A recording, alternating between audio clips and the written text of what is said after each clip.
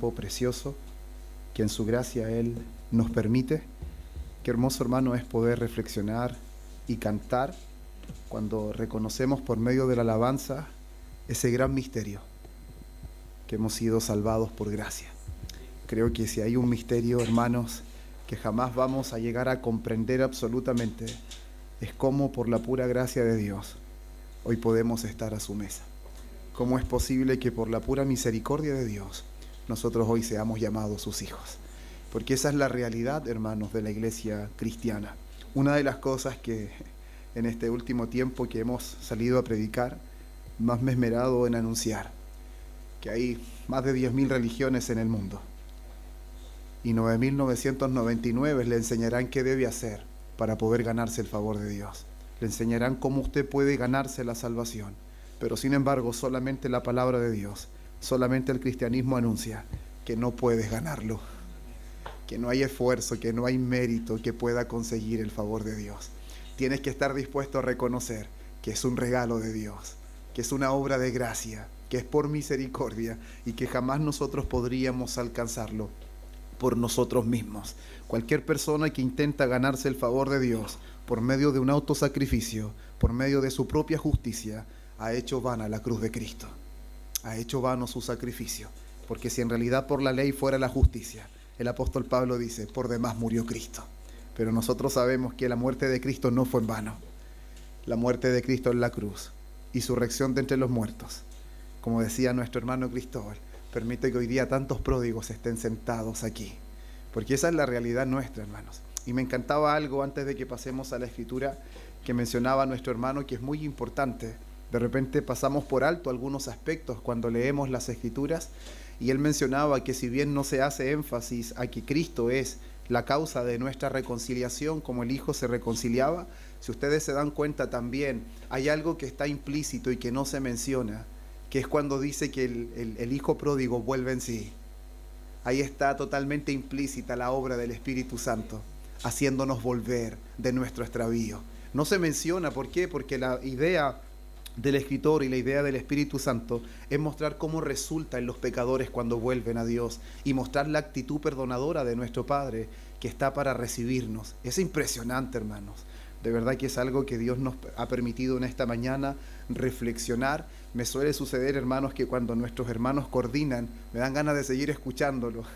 De verdad que sí, me dan ganas de que continúen porque Dios los usa. Las veces que ha estado mi hermano Andrés coordinando, las veces que ha estado mi hermano Cristóbal, mi hermano Richard, y exponen una reflexión bíblica, me dan ganas de que continúen y de que profundicen mucho más todavía, porque de verdad que es mucha bendición para nosotros. El no solamente ver su crecimiento, que de cierto nos gozamos, sino que al mismo tiempo es de seguir alimentándose por la palabra de Dios. Así que, hermanos míos, sin embargo, ahora vamos a pasar nuevamente a meditar en la palabra. Vamos, quizás inesperadamente, pero sin embargo Dios lo permitió así, vamos a retomar nuestro estudio, si así le podemos llamar, o esta serie de sermones expositivos que estamos haciendo en el Evangelio según Mateo. Nosotros la última vez que estudiamos esto, quedamos hasta el versículo 16, ¿se recuerdan? Estábamos estudiando el Sermón del Monte, que si bien el Sermón del Monte dura hasta el capítulo 7, versículo 29, hasta ahí duran las enseñanzas del Sermón del Monte. Nosotros estábamos estudiando la primera parte, que fueron las bienaventuranzas, a las cuales dedicamos bastante tiempo, y terminamos nosotros, ¿cierto?, explicando a lo que Jesús se refería cuando habló acerca de que ellos eran la luz del mundo, de que ellos eran la sal de la tierra. Y ahora continuamos con estas enseñanzas, y hoy día le vamos a dar lectura del versículo 17 al 20. Sin embargo, hermanos, el sermón de hoy día va a estar centrado solamente en los versículos 17 y 18, y el próximo domingo, si Dios así lo permite, estaríamos concluyendo con el versículo 19 y 20. Hermanos, sí quiero que tengan atención de que lo que vamos a hablar hoy día del versículo 17 y 18 está en el contexto de lo que Jesús habla en los 4 versículos, porque es imposible separar los versículos de todo el contexto de lo que Jesús está hablando, y al mismo tiempo es imposible también separarlos de lo que Jesús ya ha venido diciendo de los versículos desde el 1 en adelante. Así que, hermanos, vamos a dar lectura, como les decía, del versículo 17 hasta el versículo 20 y vamos a enfatizar el tema del versículo 17 y 18. Así que les invito a que se pongan en pie. Vamos a dar lectura a la palabra y luego vamos a hacer una oración para que Él nos dirija. Amén. Dice así, lleva un título en versión Reina Valera 1960. Dice Jesús y la ley. Y ese es el título del sermón de hoy. No penséis que he venido para abrogar la ley o los profetas. No he venido para abrogar, sino para cumplir. Porque de cierto os digo que hasta que pasen el cielo y la tierra, ni una jota ni una tilde pasará de la ley, hasta que todo se haya cumplido. De manera que cualquiera que quebrante uno de estos mandamientos muy pequeños, y así enseña a los hombres, muy pequeño será llamado en el reino de los cielos. Mas cualquiera que los haga y los enseñe, éste será llamado grande en el reino de los cielos.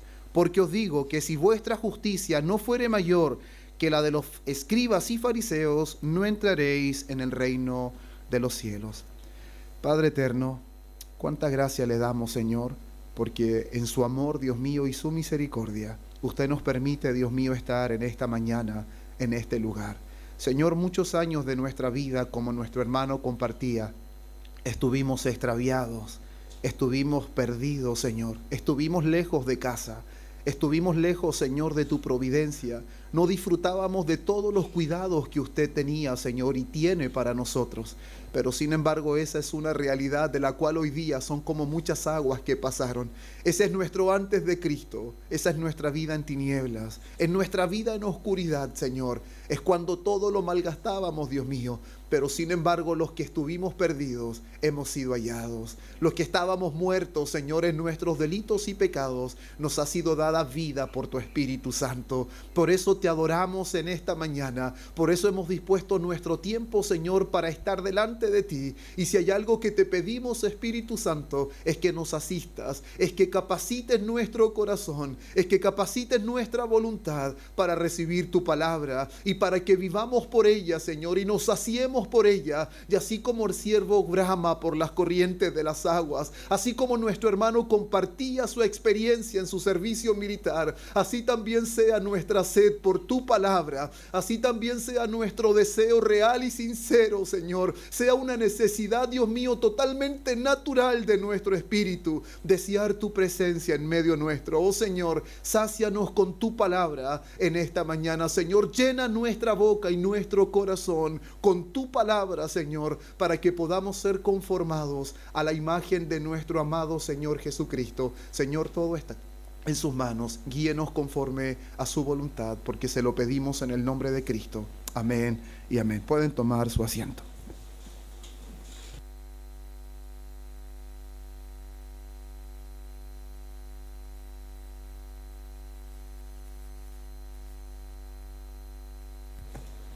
Le mencionaba hace unos minutos, lo que vamos a ver hoy día es la continuación de lo que Jesús ya venía hablando de las bienaventuranzas, donde nosotros pudimos aprender que a pesar de que el mundo normalmente quiera y anhele felicidad, la felicidad no está si no es en Cristo. Todo aquel que busca felicidad no la encuentra, pero sin embargo aquel que va en búsqueda de esa justicia perfecta que solo se halla en Cristo, todo aquel que ama solamente la voluntad del Señor será bienaventurado. Aquel que en realidad ha sido ese beneficiado con la obra preciosa del Espíritu Santo de alumbrar su entendimiento, de alumbrar su corazón, y que ha visto que en realidad todo lo que tiene y todo lo que es por Dios, es esa persona en la cual Dios ha comenzado su obra. Y pudimos ver cómo a lo largo de esto finalmente el carácter que evidencia a un hijo de Dios, el carácter que evidencia a un discípulo de Cristo, es algo totalmente contrario a lo que este mundo busca. Es algo totalmente contrario a lo que las personas manifiestan en su propia vida. Y todas estas buenas características, todas estas buenas virtudes, parecen que van a hacer que los cristianos sean muy bien recibidos en este mundo. Pero nos dimos cuenta que finalmente un tipo de vida de esta manera, una vida conducida por el Espíritu Santo, terminará en persecución. Terminará con toda clase de males acerca de ellos mintiendo. Sin embargo, Jesús les terminaba diciendo en los últimos versículos que ellos y solo ellos eran la sal de la tierra. que ellos y solo ellos eran la luz del mundo, que la tierra no tiene otra sal más que sus hijos, que la tierra no tiene otra luz más que sus hijos, y si la sal se desvaneciere, no tiene otra utilidad. La sal, si pierde su sabor, no sirve para más nada, sino para ser echada fuera y pisoteada por los hombres. Y así también la luz no se esconde debajo de un almud, no se esconde debajo de ningún lugar, sino que la luz se pone en lo más alto para que alumbre a todos los hombres. Así alumbre vuestra luz delante de los hombres. Esas son las palabras y es el contexto de lo que Jesús viene hablando referente a estas bienaventuranzas. Y cuando nos encontramos en el versículo 17, hermanos, no debemos ignorar todo lo que Jesús viene diciendo atrás para que nosotros podamos comprender cuál es el sentido que Jesús le va a dar a la ley. Porque como les decía, Reina Valera, desconozco si otras versiones tienen el mismo título o el mismo subtítulo, pero Reina Valera dice Jesús y la ley. Y eso claramente a nosotros nos hace pensar qué es lo que Jesús va a decir referente a la ley. Porque creo que hay una gran confusión en lo que se refiere a la moral en nuestros días, a lo que está bien y a lo que está mal. Por ejemplo, ¿cuál es la relación de los cristianos con los 10 mandamientos? Creo que hay muchas dudas referente a eso en este tiempo que nosotros vivimos. ¿Será que los cristianos deben observar los mandamientos? ¿Será que los cristianos deben seguir obedeciendo los mandamientos? Inclusive hay muchas personas que creen que los cristianos ya no deben pensar en la ley y que no es necesario obedecer a Dios, motivados por la bendición cuando hay obediencia o motivados por el castigo cuando hay desobediencia. Piensan que no es necesario porque entienden que hacer esto es totalmente contrario a la gracia y el evangelio.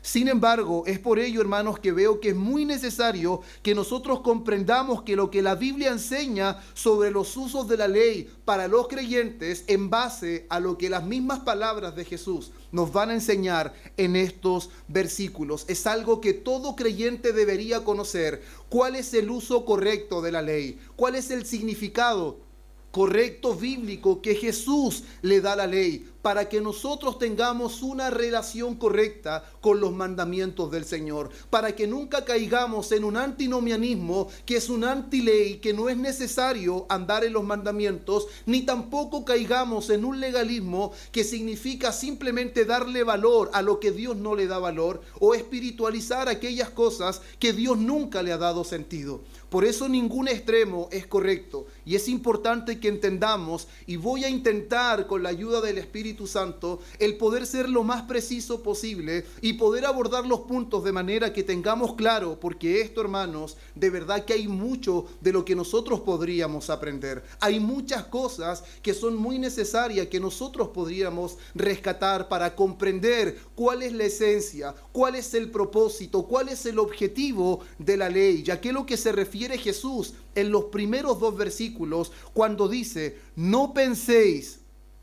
Esa palabra no penséis está apuntando que a lo mejor alguna persona puede malinterpretar, puede malentender qué es lo que en realidad es la ley. Ya ha venido el cumplimiento del que el Mesías está en la tierra. Jesús, el prometido, ya estaba en medio de ellos. Por lo tanto, esto podría generar un malentendido referente a la ley. Podría generar un malentendido referente al propósito de la ley. Y él dice, no penséis. No piensen que he venido para abrogar la ley o los profetas. No he venido para abrogar, sino para cumplir. Porque de cierto os digo que hasta que pasen el cielo y la tierra, ni una jota. La palabra jota en hebreo es iota, que es la palabra más pequeña en el hebreo. Ni una jota, ni la palabra más pequeña, y así sale en la versión de la Biblia de las Américas. No dice una jota, dice la palabra más pequeña. Pasará de la ley hasta que todo se haya cumplido. Esto, hermanos, nos hace pensar inmediatamente que Jesús le está dando un significado que muchas personas en este tiempo no le dan a la ley. Muchas personas llegarían a pensar, si en alguna iglesia se predica de la ley o de la necesidad de guardar la ley, es una iglesia que ha abandonado la gracia. Es una iglesia que no está predicando el evangelio. Pero sin embargo, ¿por qué Jesús está diciendo que esta ley no es una ley temporal? Él no está diciendo que es algo que en algún momento se va a terminar, sino que Él la está dando a entender que tiene un carácter eterno. tiene un carácter que trasciende el tiempo. Y es por eso que es necesario que nosotros la entendamos a la luz de la Escritura. Cuando Jesús dijo, no penséis que he venido a abrogar la ley y los profetas, sino que he venido a cumplir, Él está haciendo una declaración muy importante de su relación con la ley y su propósito en la tierra. ¿Cuál es la relación de la ley con Jesús y cuál es su propósito en la tierra? Cuando Él dice que no ha venido a abrogar, eso significa que Él no ha venido a invalidar, Él no ha venido a anular, Él no ha venido a desechar la ley, sino por el contrario. La venida del Mesías tiene como propósito cumplir la ley. La venida del Mesías tiene como propósito darle un significado correcto a la ley y a los profetas del Antiguo Testamento. Esto implicaba interpretarla correctamente. No sé si ustedes alguna vez han leído o han comprendido lo que dice Juan en el capítulo 1, versículo 17, cuando él dice, pues la ley por medio de Moisés fue dada. Eso lo podemos entender con mucha claridad. Sabemos nosotros que Dios da la ley al pueblo de Israel por medio de Moisés, pero la gracia y la verdad vinieron por medio de Jesucristo. Esto puede generar un conflicto bastante fuerte y creo que esto es uno de los versículos que genera bastantes complicaciones teológicas, porque podemos decir, ahí está la vista. La ley vino por medio de Moisés, pero sin embargo la verdad y la gracia vinieron por medio de Jesucristo. Eso quiere decir que la gracia y la verdad reemplazan la ley y que la ley ya no tiene vigencia. Sin embargo, lo que estas palabras quieren decir están muy lejos de que la ley ya no tiene vigencia, de que la ley ha pasado de moda y que la ley tiene simplemente un carácter temporal. Lo que está diciendo aquí, cuando dice que la ley fue dada por Moisés y que la gracia y la verdad por medio de Jesucristo, está dando el sentido correcto. Jesucristo vino a darle el sentido, a darle lo pleno a la ley. Eso quiere decir que Moisés sería la persona por la cual la ley sería entregada al pueblo y debíamos conocer la ley que fue entregada por medio de Moisés. Pero la gracia y la verdad, eso significa que la ley la leemos por medio de Moisés, pero la ley la vemos por medio de Cristo. Una cosa es leer la ley y otra cosa es la ley hecha persona. Una cosa es la ley en un papel y otra cosa es la ley caminando por las tierras de Jerusalén, por las tierras de Judá. Eso quiere decir este texto, que la ley fue entregada por Moisés, pero la gracia y la verdad tomaron forma de hombre. La gracia y la verdad, la ley dada en letras, tomó forma de hombre. Y Él es Cristo. Entonces, esto nos da a comprender que lo que Jesús está diciendo, que Él vino a darle el sentido pleno a la ley. Él vino a darle el significado correcto a la ley. Y si ustedes leen los versículos de más adelante, del versículo 21 en adelante, se van a dar cuenta que Jesús dice mucho, oíste y que fue dicho, oíste y que fue dicho. ¿Por qué? Porque muchos estaban malinterpretando la ley.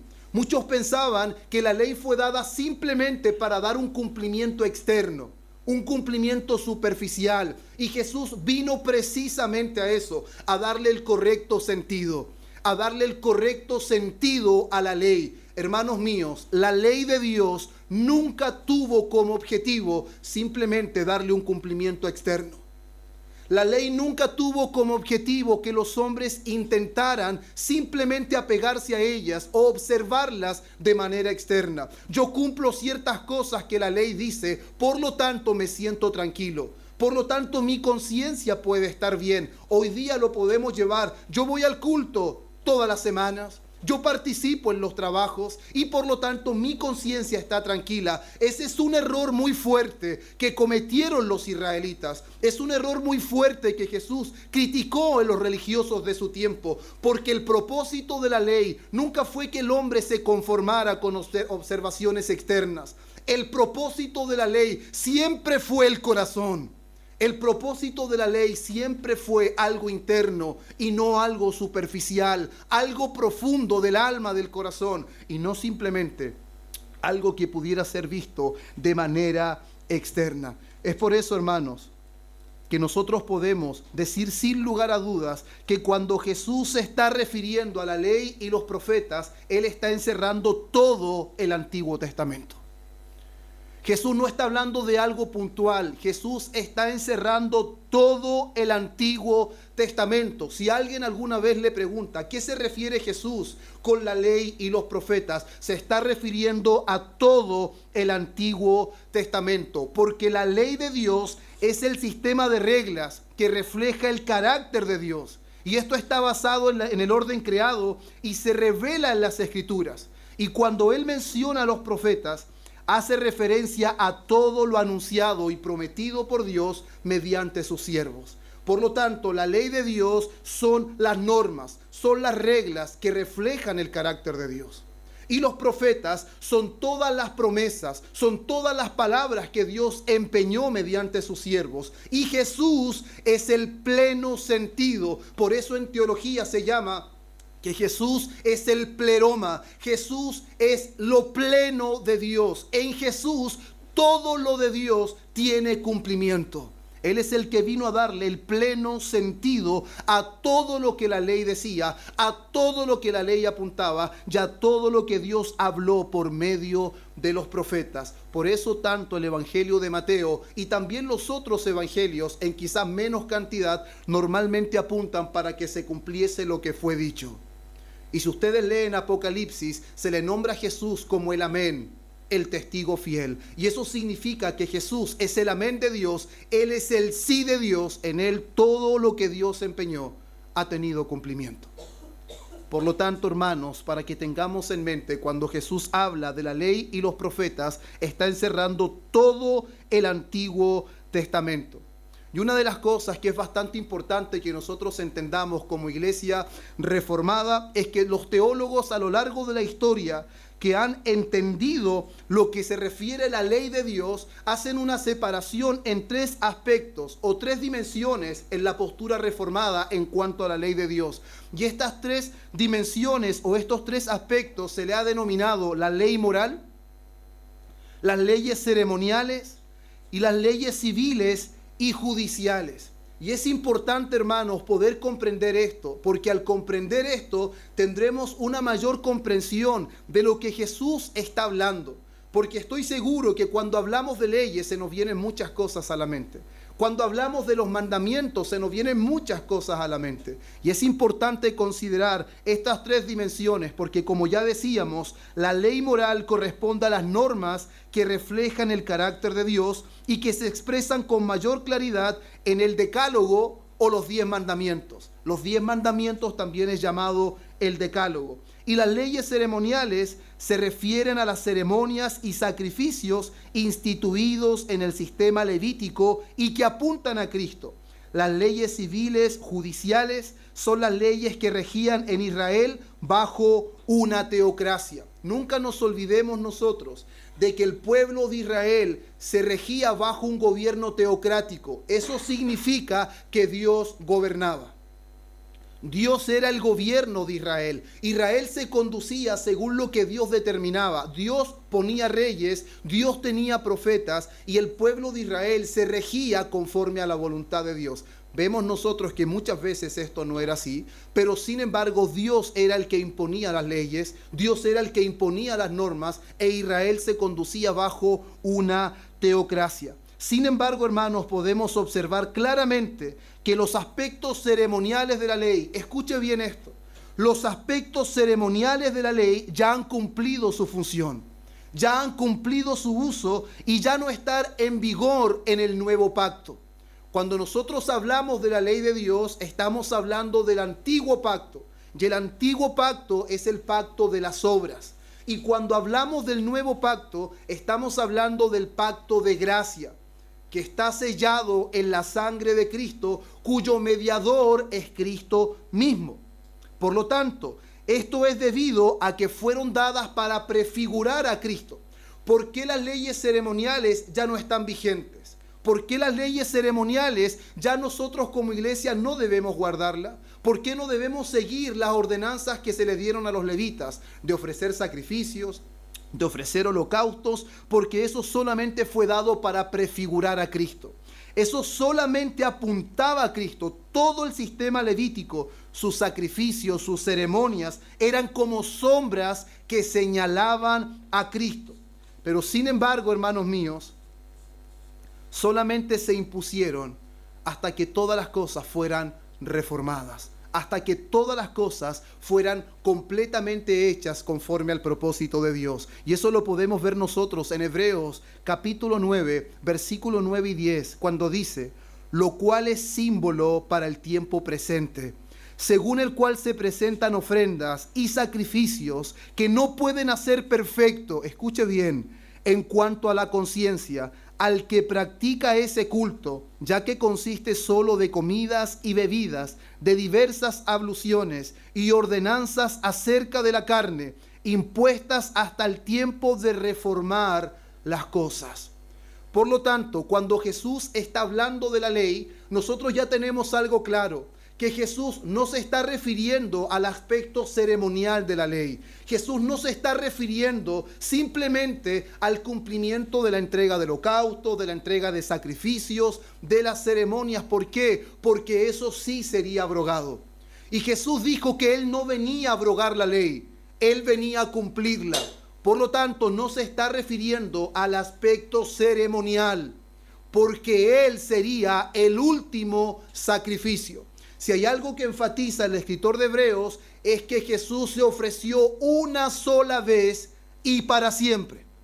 Una sola ofrenda hizo perfecto para siempre a los santificados. Los sacerdotes en la antigüedad tenían que ofrecer muchos sacrificios. Todos los años debían entrar al lugar santísimo, pero Jesús una sola vez y no sin sangre entró al lugar santísimo, no hecho por manos de hombre, sino al mismo lugar santísimo que es en la presencia de Dios. Por lo tanto, cuando Jesús habla de la ley, no está hablando de este aspecto ceremonial, porque las leyes ceremoniales se cumplieron en Cristo.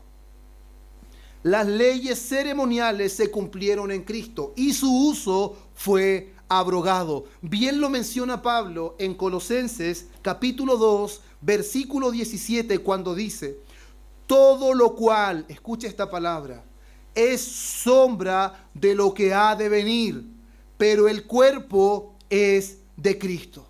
O como lo menciona el autor de Hebreos capítulo 10, versículo 1, porque la ley, teniendo la sombra de los bienes venideros, no la imagen misma de las cosas, nunca puede, por los mismos sacrificios. La pregunta es, este versículo está hablando de la ley, pero ¿a qué ley está apuntando? ¿Estará apuntando a la ley civil, a la ley judicial? ¿Estará apuntando a la ley moral de Dios o está apuntando a la ley ceremonial? Claramente, este versículo está apuntando a la ley ceremonial de los sacrificios. Nunca puede, por los mismos sacrificios que se ofrecen continuamente cada año, hacer perfecto a los que se acercan. Hermanos, esto deja en manifiesto que Jesús no se refería a este aspecto de la ley cuando dijo que Él no venía a abrogar la ley, porque en este aspecto Jesús sí vino a abrogar la ley. En este aspecto Jesús sí vino a ponerle término a la ley ceremonial. Él vino a ponerle término a los sacrificios. Él vino a ponerle término a las ofrendas, porque nunca, hermanos, nunca le agradó a Dios la sangre de los animales. A Dios nunca le agradó que los hombres ofrecieran sacrificios. Nunca fue esa la intención. La intención de Dios fuera que simplemente fuera una sombra, fuera un símbolo, fuera un tipo y apuntara al único sacrificio que es agradable delante de Dios.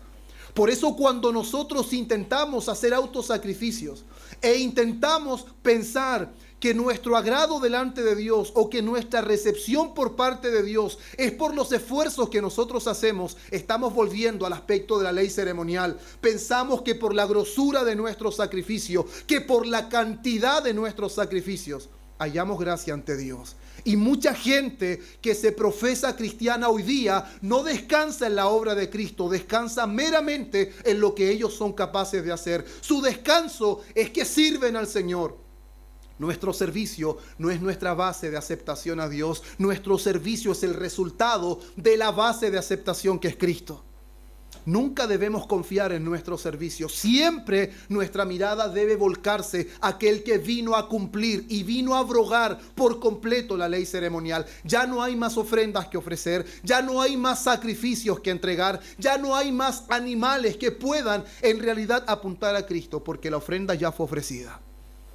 Y eso es lo que Dios deja muy claro a través de la ofrenda que Dios le pide a Abraham, cuando le dice que entregue a su hijo. Una de las cosas más impactantes que ocurre en el relato bíblico de Génesis es cuando Abraham le pide a su hijo que lo acompañe al monte de Moriah para ofrecer un sacrificio a Dios. Su hijo sale sin conocer que él es el sacrificio que va a ser entregado. Él sale sin saber que en realidad él va a ser la persona que va a ser entregada en ese lugar.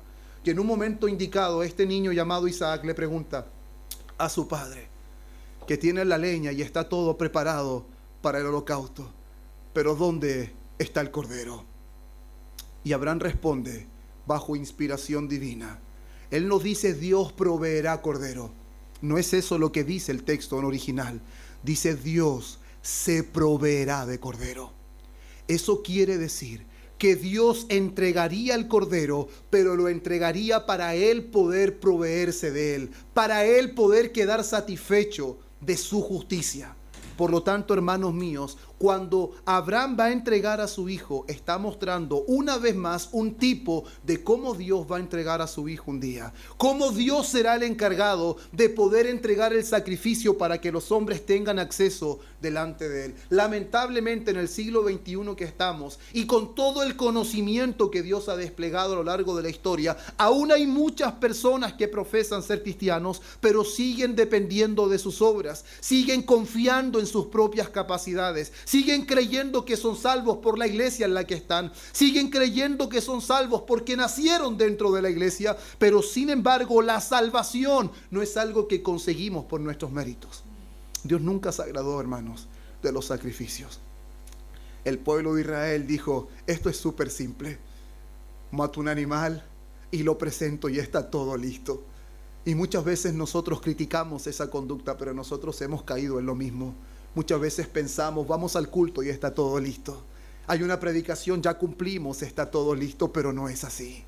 No podemos impresionar a Dios con nuestro servicio. No podemos impresionar a Dios con nuestros sacrificios, porque la única ofrenda que Dios acepta es la de Cristo.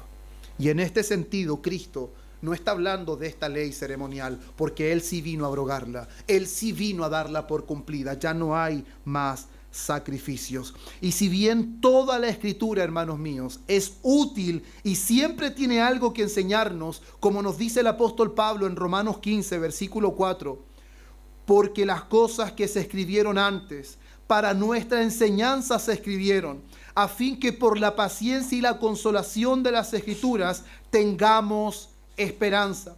Es necesario que comprendamos, hermanos, el desarrollo de la trama bíblica y el papel que jugaron cada una de estas leyes. Si no comprendemos las diferencias de los aspectos de las leyes, tanto ceremoniales, civiles y de la ley moral, no vamos a comprender cuál es el sentido que Jesús le da a la ley. Hoy día la iglesia le ha dado un propio sentido a la ley. La iglesia no debe autointerpretar lo que Jesús ya ha interpretado.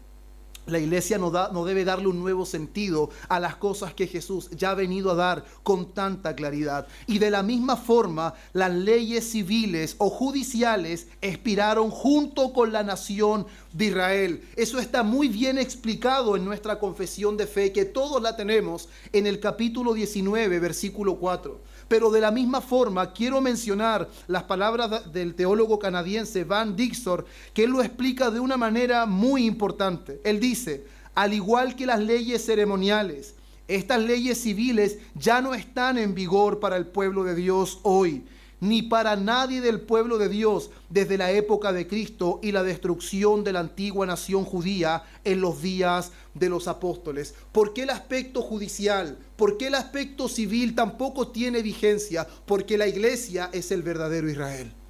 La iglesia de Cristo es el verdadero Israel, y todas esas promesas que tenían un cumplimiento temporal y condicional para la iglesia no son temporales, son eternas. Y para la iglesia no son condicionales, son incondicionales. Por lo tanto, hermanos míos, lo que es la ley ceremonial terminó. Lo que es la ley civil y judicial fue para Israel. Eso no aplica para la iglesia. Y un paréntesis, dentro de esas cosas estaba la ordenanza para diezmar. Dentro de esas cosas estaba un impuesto, pero no era una ofrenda voluntaria. Para la iglesia Dios nunca ha puesto impuestos. Para la iglesia es de lo que nace de un corazón agradecido, voluntario, consciente de lo que Dios ha hecho a su favor. La iglesia no está bajo impuestos. La iglesia es guiada por un corazón agradecido. La iglesia es guiada por un conocimiento de la obra de Cristo a su favor. Por lo tanto, la ley ceremonial y la ley, hermanos míos, civil y judicial expiraron, terminaron. Y eso da por sentado que Cristo no está hablando de esa ley que Él vino a cumplir y que no vino a abrogar. Y la ley moral, hermanos míos, que es el último aspecto de estos tres dimensiones que es de la ley, son los 10 mandamientos, o como les decía, el decálogo. Son las leyes que Dios entregó a Moisés en 2 tablas de piedra en el monte Sinaí. Lo que nosotros podemos ver en Éxodos capítulo 20, versículo 1 al 17, y lo que podemos ver en Deuteronomio capítulo 5, versículo 6 al 21. Estos mandamientos constituyen el pacto de Dios con su pueblo y forman parte de la ley de Moisés. Ahí usted puede ver con claridad los mandamientos del Señor. Y si usted se da cuenta, esos mandamientos están divididos en 2 partes. ¿Cuáles son las obligaciones de los hombres para con Dios? ¿Y cuáles son las ordenanzas de Dios para que nosotros nos conduzcamos con los hombres? Si se dan cuenta, los primeros 4 habla directamente de que no tenemos que tener dioses ajenos. Que nuestra adoración solamente va dirigida a Dios. Que nada puede estar fuera de Él. Dios prohíbe la idolatría y al mismo tiempo nos llama a tener una buena conducta con nuestro prójimo. Y eso es lo que vamos a ver más adelante, cómo la Biblia es enfática en reducir toda la ley moral de Dios, los 10 mandamientos de Dios, en solo 2 mandamientos. Que es: amarás al Señor tu Dios con todo tu corazón, con toda tu mente, con toda tu alma. Y el segundo es similar: ama a tu prójimo como a ti mismo. El que ama a Dios honrará a Dios. El que ama a Dios, solo a Dios adorará. El que ama a Dios no tendrá dioses ajenos. El que ama a Dios no tomará su nombre en vano. El que ama a Dios en realidad no se guiará de una forma distinta a Dios. El que ama a Dios obedecerá a Dios. Y el que ama a su prójimo no codiciará sus cosas, no codiciará a su mujer, no le robará, no lo matará. Por eso que la ley se resume en la palabra amor. Y eso es lo que muchos no entendieron de ese tiempo. Y lamentablemente es lo que muchos en este tiempo tampoco han podido comprender. Y siguen simplemente apegándose a la ley de una forma externa, de una forma superficial, de una forma que en realidad no trata con el corazón. Es por eso que ustedes se van a encontrar con palabras muy fuertes que Jesús les habla a los escribas y a los fariseos. Y les da a entender que no sirve de nada que observen tanto la ley. No sirve de nada que pasen horas y horas leyendo las escrituras. Que no sirve de nada que ellos hagan grandes oratorias si en realidad ellos no han comprendido cuál es el centro, cuál es el sentido correcto de la ley. Que Dios no dio la ley para que el hombre intentara darle cumplimiento externo. Que Dios dio la ley para que el corazón del hombre comprendiera que en realidad su corazón es malo y que necesita a Dios. Que necesita a Dios. Es por eso que esto deja en manifiesto que Jesús no se refería a estos aspectos, hermanos. No se refería en absoluto ni a lo ceremonial ni a lo civil, pero sí se estaba refiriendo a lo moral. Por lo tanto, la moralidad del Dios del Antiguo Testamento no ha cambiado en el Nuevo Testamento. Muchas personas piensan que el Dios del Nuevo Testamento es un Dios de gracia equivocada, es un Dios que permite todo, es un Dios permisivo, es un Dios que le da libertad completa a sus hijos para que vivan como se les da la regalada gana. Pero sin embargo, eso no es lo que habla la palabra, eso no es lo que está diciendo Cristo, porque Él dice: no penséis que he venido para abrogar la ley. No he venido a anular, no he venido a desechar, no he venido a eliminar la ley, he venido a cumplirla.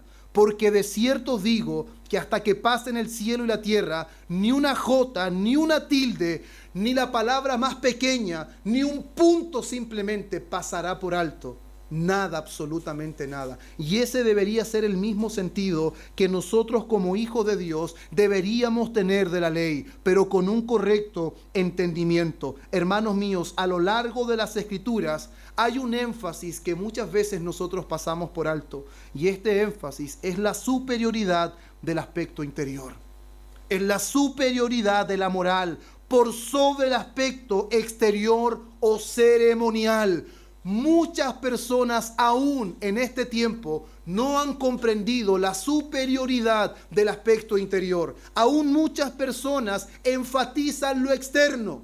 Muchas personas espiritualizan cosas que Dios nunca ha tenido valor. De hecho, hasta hoy día vemos iglesias exigiendo y demandando cosas que la Biblia no demandan, porque creen que de esa manera lograrán que la iglesia se pueda conducir de una manera santa. Pero eso es una gran equivocación, porque ningún hombre puede exigir lo que Dios no exige, y tampoco ningún hombre puede suavizar lo que Dios demanda con seriedad. Ninguno de nosotros está autorizado para exigir lo que Dios no exige, ni ninguno de nosotros está autorizado para suavizar lo que Dios demanda con total seriedad. Y cuando Jesús se está refiriendo a la ley, se está refiriendo a la ley moral. Hermanos míos, Dios no ha perdido moralidad. El Dios santo del Antiguo Testamento sigue siendo 3 veces santos en el Nuevo Testamento. Nosotros muchas veces hemos desviado la mirada y hemos pensado que Dios ha vuelto permisivo y que parece que los años pasaron la cuenta a Dios porque su corazón se ha ablandado a extremo de que hoy día Él tolera el pecado, pero eso no es así. El Dios que no toleraba el pecado al principio, que no toleró solo una desobediencia de Adán y Eva, es el mismo Dios que sigue aborreciendo toda maldad. Es el mismo Dios que sigue aborreciendo y no tolerando ningún pecado, ni aún de su pueblo, ni aún de sus hijos. Por eso la palabra nos dice que al hijo que ama lo disciplina, lo reprende, lo azota. ¿Por qué? Porque la moralidad de Dios no se ha perdido, hermanos. La moralidad de Dios no ha cambiado, y Jesús mismo dijo que Él no venía a abrogarla, y si Él no la abrogó, nosotros tampoco. Nosotros tampoco deberíamos pasar por alto la ley y pensar que no es necesario observarla, que no es necesario aprenderla y que no necesitamos vivir conforme a esa ley. Sería una gran equivocación. Estaríamos pasando al extremo del antinomianismo, donde pensaríamos que podemos vivir sin ley. No, Dios no es un Dios sin ley. Dios no es un Dios sin mandamientos. Pero sin embargo, hermanos, quiero hacer el énfasis, y creo que es el énfasis del sermón de hoy día. La superioridad de lo interior, de lo moral, cómo Cristo pone en alto la ley moral de Dios y sin embargo pone término a la ley civil, pone término a la ley ceremonial. Esos son todos los aspectos externos. Son todos los aspectos externos. De hecho, algo que es muy frecuente hoy día, donde normalmente la vestimenta tiene mucho énfasis en los círculos cristianos. Pero sin embargo le damos un énfasis excesivo a la vestimenta y descuidamos la actitud del corazón. Descuidamos en realidad con qué actitud venimos delante del Señor. Cuando el apóstol Pablo enseña claramente no cómo la mujer debe vestir, sino cuál es la actitud temerosa con la que debe hacerlo. Él en ningún momento dice tiene que ser esto y esto, de este porte, de esta medida, de este ancho, de este apretado. Nunca dice eso, pero sin embargo dice como mujeres que profiesan piedad, siempre con la actitud temerosa delante de Dios, no importando la prenda, sabiendo que continuamente estamos bajo la mirada de Dios. Por lo tanto, normalmente el hombre observa todo lo externo, observa todo lo superficial, pero la actitud del corazón es lo que Dios siempre quiso enfocar. De hecho, Jeremías 7:22 al 24 es un gran ejemplo de cómo Dios desde el comienzo, aún antes, hermanos, aún antes que Él diera las tablas de la ley a Moisés, Él habló directamente cuál era el deseo de Él para su pueblo. Y dice así: porque no hablé yo con vuestros padres, ni nada les mandé, escuche, ni nada les mandé hablando antes que salieran de Egipto.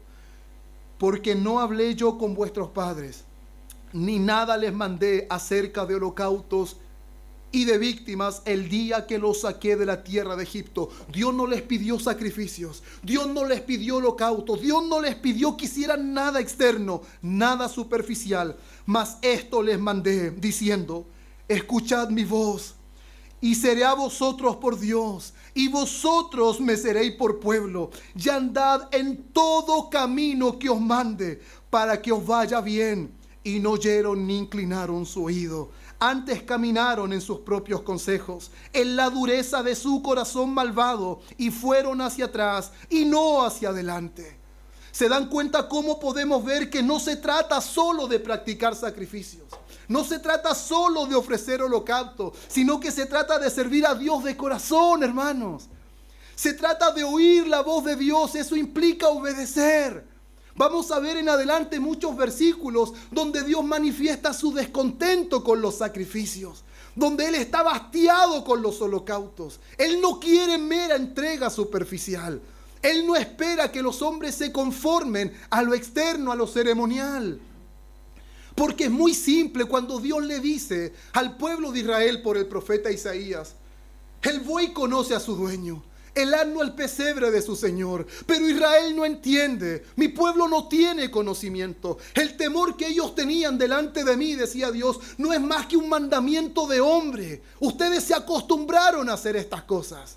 Ustedes se acostumbraron a venir al templo, se acostumbraron a ofrecer sacrificios, ya ni les pesa matar un animal. Se acostumbraron a toda esta rutina, pero sin embargo sus labios me honran, pero su corazón está lejos de mí. Su corazón está distante. Desde el principio, hermanos míos, Dios nunca dio la ley para que el hombre la observara externamente. Dios nunca dio la ley para que el hombre la abrazara pensando que él podía darle cumplimiento.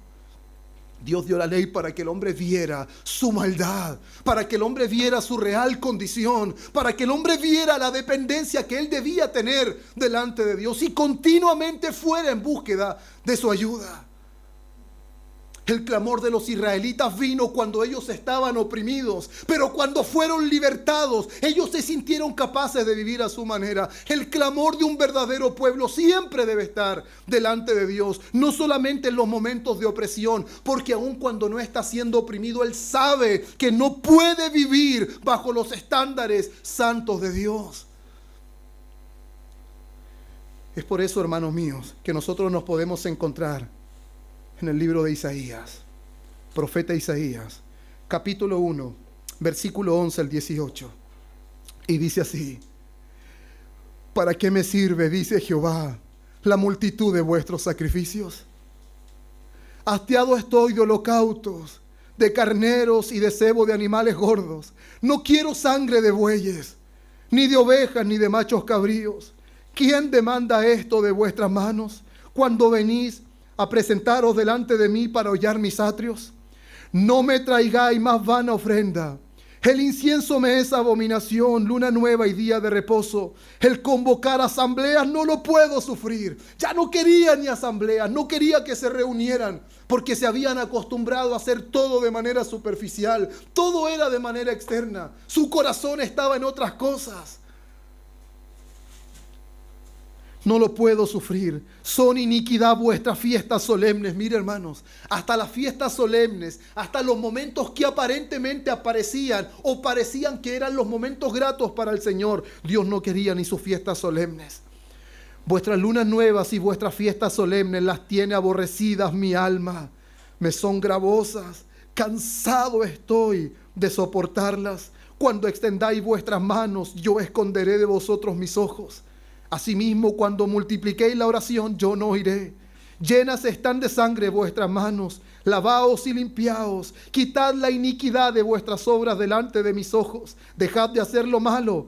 Aprended a hacer el bien. Buscad el juicio. Restituid al agraviado. Haced justicia al huérfano. Esa es la actitud del corazón que Dios espera. Amparad a la viuda. Venid luego, dice Jehová, y estemos a cuenta. ¿Sabe lo que significa eso? Dejas de pensar que lo que estás haciendo es lo correcto. Deja de confiar en la multitud de tus sacrificios. Deja de confiar en lo que estás haciendo superficialmente. Mejor ven pronto y arrepiéntete. Arrepiéntete de tus pecados. Confiesa que estás confiando en lo que no tiene la capacidad de sostenerte en el camino. Estás confiando en cosas que se van a desvanecer con el uso. Y eso es lo que Israel estaba haciendo. Y el llamado de Dios era continuo al arrepentimiento. Dios no le dice, ya nunca más los voy a considerar. Más bien, ven pronto. No tardes, ven pronto. Estemos a cuenta, dice el Señor. Eso quiere decir que Él está dispuesto a perdonar, aunque vuestros pecados sean tan negros, tan rojos, tan oscuros. Yo los quiero blanquecer, pero tienes que venir para que estemos a cuenta. Y mire lo que dice Oseas, capítulo 6, versículo 6.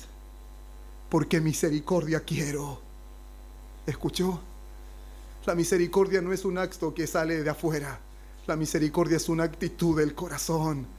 Misericordia quiero y no sacrificio. Pero ¿cómo si Dios instituyó los sacrificios? Sí, pero para que ellos entendieran el significado, entendieran que ellos no eran capaces de agradarme por su propia cuenta, que un inocente tenía que morir en su lugar. Quería que entendieran que ese era el sacrificio que Dios ofrecería por sus pecados, y no que se conformaran, no que vinieran contentos a matar un animal y se fueran contentos a su casa sin experimentar el dolor de haber matado un animal inocente y que ellos permanecieran con vida.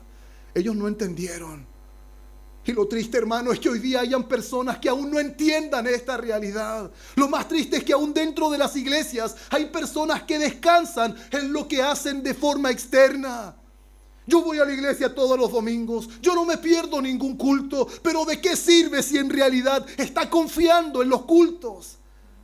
Mientras no ponga la mirada en el sacrificio, mientras no ponga la mirada en la obra de Cristo, no sirve de nada lo demás. Todo lo demás es el resultado, es la obra de gratitud producida por la gran obra de expiación de nuestro Dios. Pero nada tiene sentido si lo hacemos simplemente observando de forma externa la ley. Eso no sirve, hermanos. Y Dios nos libre a todos nosotros que nos apeguemos de forma externa, porque ninguno, hermanos míos, se exime de que en algún momento ponga su confianza en sus propias obras. Como dijo un día el pastor Sugel Michelin, todos llevamos un fariseo dentro de nosotros. En algún momento empezamos a confiar en lo bueno que somos, en lo bien que hemos servido, en cuántas cosas hacemos, y empezamos a ver que a lo mejor empezamos a servir más que los demás, y empezamos a hacer más cosas que los demás, y estoy más que los demás. En ese momento lo que tiene que hacer es venir pronto y arrepentirse, porque ha puesto su confianza en las cosas que no aprovechan. Nuestra confianza está solo en Cristo, solo en su sacrificio, solo en su ofrenda, solo en su obediencia, no en la nuestra. Nuestra obediencia nunca será perfecta. Nuestra obediencia nunca alcanzará el favor de Dios. El favor de Dios viene cuando depositamos nuestra confianza en la obediencia de Cristo, porque su obediencia es perfecta. Miqueas, capítulo 6, versículos 6 al 8. Dice de la siguiente manera: ¿con qué me presentaré ante Jehová y adoraré al Altísimo? ¿Me presentaré ante Él con holocaustos, con becerros de un año? ¿Se agradará Jehová de millares de carneros o 10,000 arroyos de aceite? ¿Daré mi primogénito por mi rebelión, el fruto de mis entrañas por el pecado de mi alma? Oh hombre, me encanta eso. Oh hombre, Él te ha declarado lo que es bueno. Y lo que pide Jehová de ti, solamente hacer justicia, llamar misericordia y humillarte ante tu Dios. Él no quiere que nosotros pensemos que por la multitud de nuestras cosas estemos tranquilos y estemos confiados y nuestra conciencia esté apaciguada. No, hermanos, nosotros no venimos al culto a apaciguar nuestra conciencia. Nosotros no venimos a refugiarnos a este lugar para cambiar la impresión de nosotros de las demás personas. Nosotros venimos a adorar a Dios por la obra de expiación que hizo a nuestro favor. Venimos a adorar a Dios porque una sola ofrenda nos hizo perfecto para siempre. Venimos a adorar a Dios porque donde hay derramamiento de sangre hay perdón de pecados. Y sin derramamiento de sangre no hay perdón. No hay remisión de pecados. Es por eso, hermanos míos, que nosotros podemos tener absoluta confianza. Y como dice el apóstol Pablo, en Romanos 2:15, esa ley moral es algo que Dios había puesto desde el principio en la mente del hombre. Es algo que Dios ya había dado al hombre. Es por eso que el hombre, cuando aún no está en Cristo, hay una conciencia que muchas veces lo acusa. Sin conocer la ley, dígame, ¿quién en algún momento no fue acusado por su conciencia? Y quizás dejó de hacer lo malo, acusado por su conciencia. Y de hecho estoy seguro que ustedes se acuerdan de un caso bíblico, cuando un día los hombres religiosos del tiempo de Jesús trajeron a una mujer acusada de adulterio. Es algo bastante irónico. Para cometer adulterio se necesitan dos, no uno. Y solamente traían a una mujer, no traían al hombre. Y ahí uno se da cuenta que en realidad ellos no venían con la intención de ¿qué? De honrar la ley. ¿Qué dice la ley? Oh, qué simple, ¿qué dice la ley? ¿Qué dice la ley? Pero ellos no querían cumplir la ley. Ellos venían a buscar ocasión para tentar a Jesús. Una cosa es hablar la ley y otra cosa es que la ley esté grabada en nuestro corazón, que esté totalmente impresa en nuestra alma. Eso es totalmente distinto. Ellos venían a buscar a Jesús. Ellos pensaron que por primera vez tenían el sartén por el mango, pero se equivocaron. Iban a enfrentar al que no hay que enfrentar. Iban a enfrentar a aquel que simplemente hay que tirarse de rodillas y rendirse delante de él. Porque cuando intentaron decir qué dice la ley, qué hay que hacer con esta mujer, ellos dijeron, si él dice que hay que apiedrarla, hay que matarla, se acaba todo su testimonio de un hombre misericordioso. Y si dice que puede pasar por alto su pecado, en realidad va a quedar como un hombre que quebranta la ley y no cumple la ley. Pero sin embargo, en un momento determinado Jesús destruye su entendimiento, destruye su maldad y simplemente se levanta. Muchos han aventurado a decir que lo que escribía en el suelo, la Biblia no lo dice, yo tampoco lo diré. Pero él dice estas palabras: el que esté libre de pecado, sea el primero en lanzar la piedra. Y la palabra es enfática en decir que es del más anciano. Y ahí quizás me aventuro a decir algo. El más anciano tiene más pecados que recordar. El más anciano tiene más cosas malas que vienen a su mente. Pero la palabra menciona algo: acusados por su conciencia. Si hay algo que los hizo devolverse a su casa, fue su conciencia. Pero si hay algo que hizo volver a casa al hijo pródigo, no fue su conciencia, fue la obra del Espíritu. Nadie vuelve por la conciencia a la casa del Padre. Solamente el Espíritu nos puede hacer volver.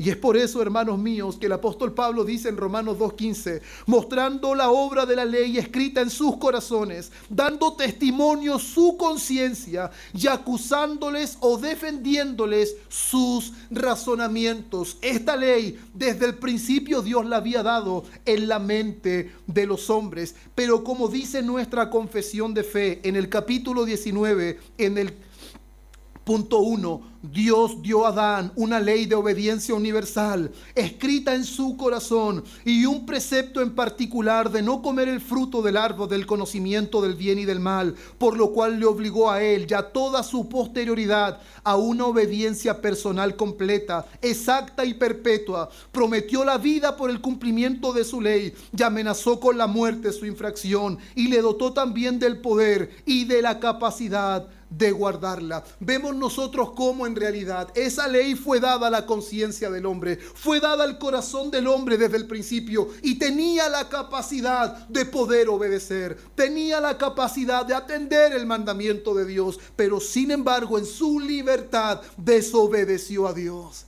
Y ahora esa conciencia, esa ley quedó totalmente manchada, estropeada por causa del pecado. Y esa misma ley más tarde fue codificada en 2 tablas de piedra, escuche bien, por el propio dedo de Dios.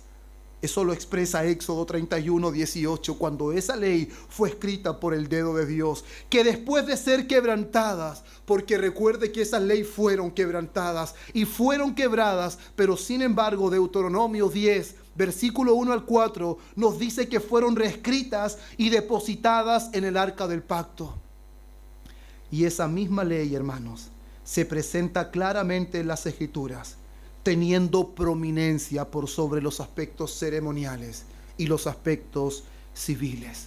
Y nosotros podemos ver en Marcos capítulo 12, versículo 28 al 34, y por temas de tiempo no lo vamos a leer completo, pero sin embargo Jesús está conversando con un escriba, y en esa conversación con el escriba Jesús menciona los dos más grandes mandamientos, que es amar al Señor su Dios con todo su corazón, todas sus fuerzas, toda su mente y toda su alma, llamar a su prójimo como a ti mismo. Y el mismo escriba exalta el carácter de esta ley, de estos mandamientos por sobre las cosas externas.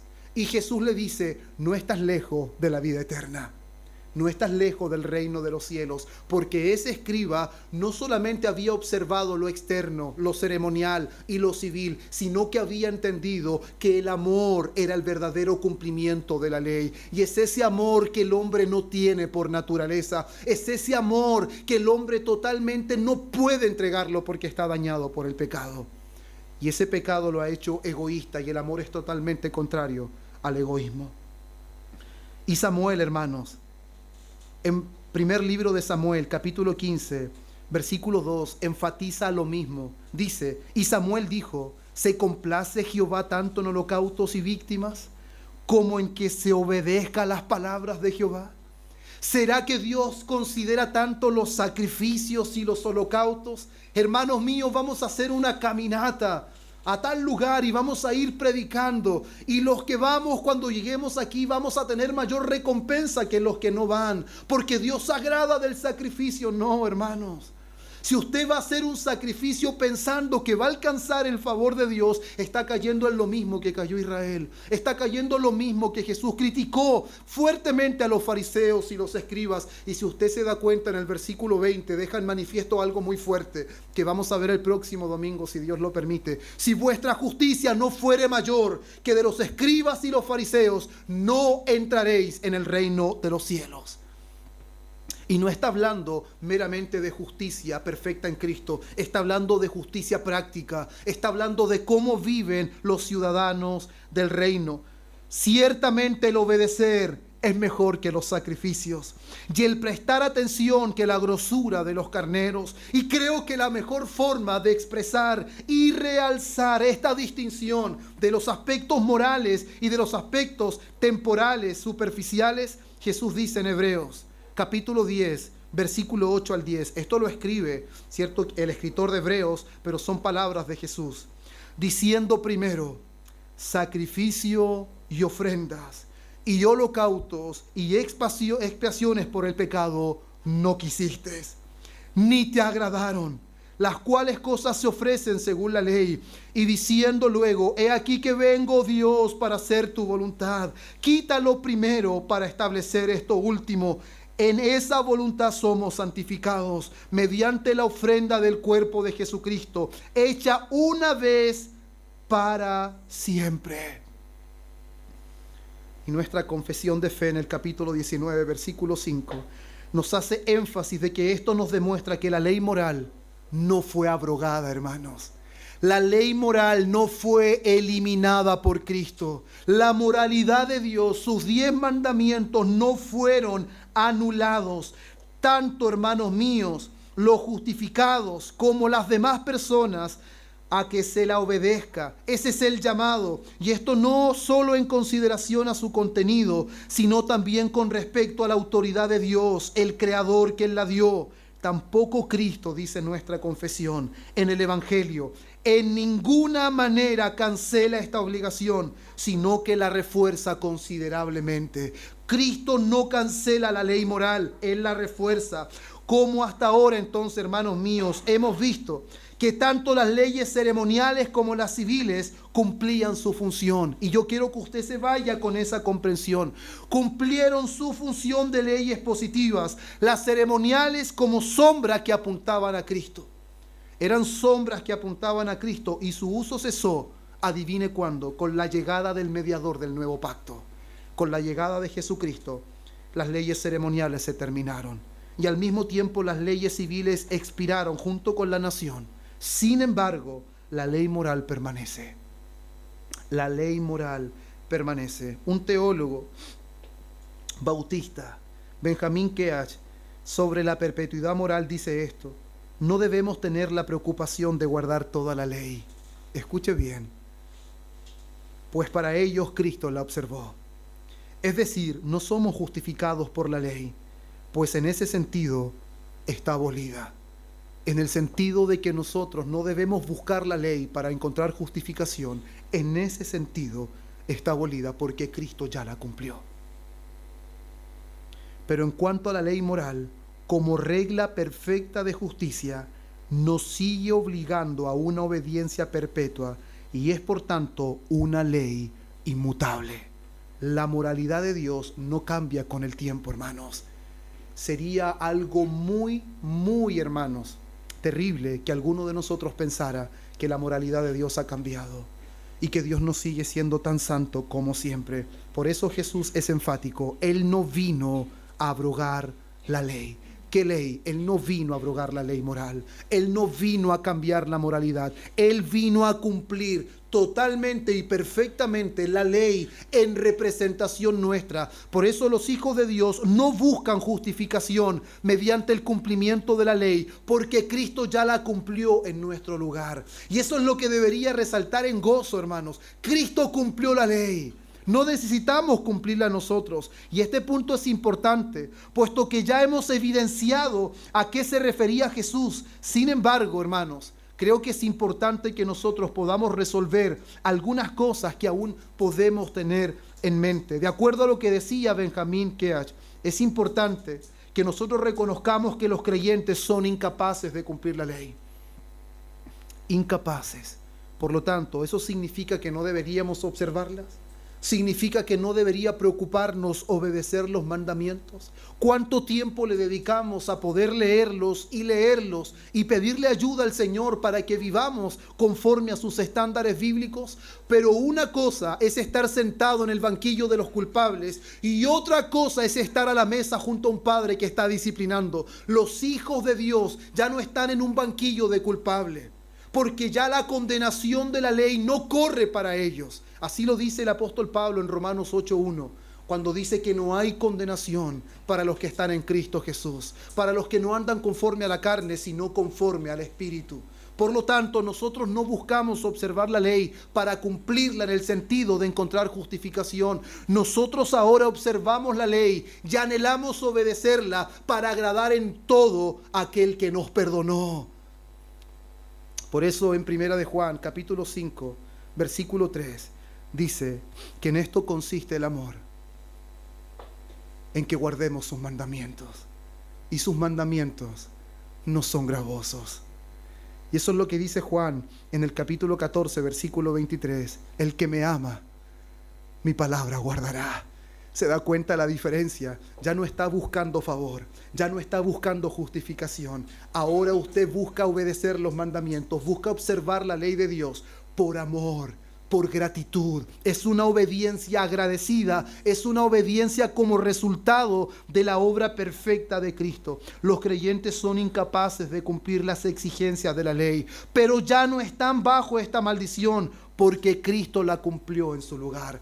Cristo cargó su pena. Pero esto no significa, hermanos míos, que los salvos están libres de cumplir la ley, están libres de vivir bajo la ley, porque el nuevo pacto no anula la ley, sino que, como dice el profeta Jeremías en el capítulo 31, versículo 33, pero este es el pacto que haré con la casa de Israel después de aquellos días, dice Jehová. Daré mi ley en su mente y la escribiré en su corazón, y yo seré a ellos por Dios y ellos me serán por pueblo.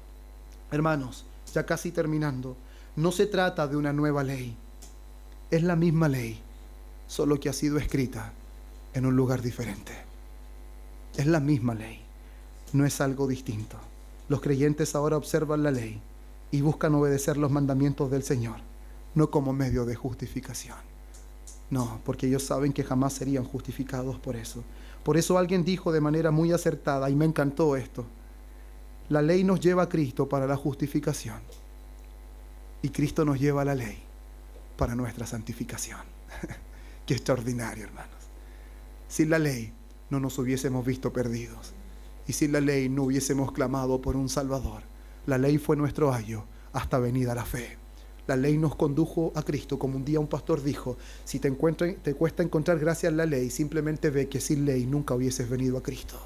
La ley nos condujo a Cristo y Cristo nos conduce a la ley para santificarnos a través de ella. La moralidad de Dios no ha cambiado. El Señor nos ha salvado de las consecuencias de desobedecer la ley. Ya ha escrito esa misma ley en nuestros corazones. Hermanos, escuche bien, para que podamos servirle en amor, que siempre ha sido el objetivo de Dios. Un servicio en amor, puesto que en esto se cumple la ley y los profetas, según Mateo 22, 37 al 39. Y póngase en pie, porque con esto terminamos. Mateo 22, 37 al 39, que siempre fue el objetivo de Dios. Amarás al Señor tu Dios con todo tu corazón y con toda tu alma y con toda tu mente. Este es el primero y grande mandamiento. Y el segundo es semejante: amarás a tu prójimo como a ti mismo. Señor, cuántas gracias te damos, Dios mío, en este mediodía. Señor, porque tu palabra ha alumbrado nuestros ojos y nos has permitido comprender cosas, Dios mío, que son maravillosas para nosotros. Reconocemos nuestros pecados delante de ti. Señor, muchas veces hemos confiado en lo que nosotros hemos hecho. Cuán miserables, Dios mío. ¿Cómo podemos confiar en nosotros mismos sabiendo que nuestras justicias son trapos de inmundicia? ¿Cómo podemos confiar en cuán bueno podemos ser? ¿Cómo podemos confiar en cuánto servicio entregamos? Si hasta el mejor servicio que damos es imperfecto. Si aun cuando queremos dar lo mejor nunca alcanza, Dios mío. Oh Señor, tu santidad.